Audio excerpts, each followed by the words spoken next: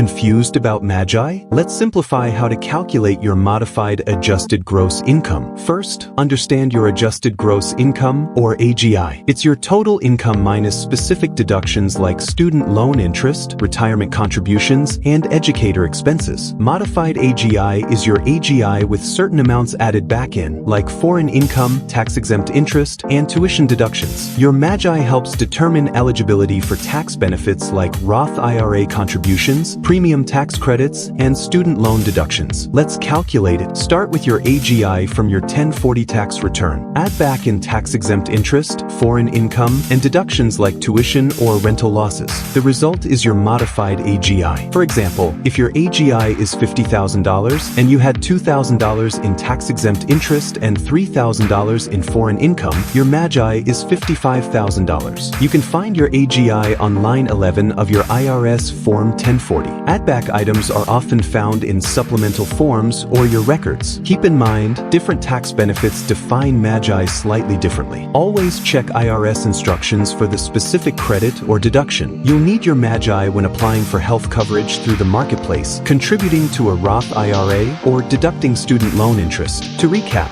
MAGI equals AGI plus certain add-backs. Always refer to IRS instructions and consider using tax software or a professional if you're unsure.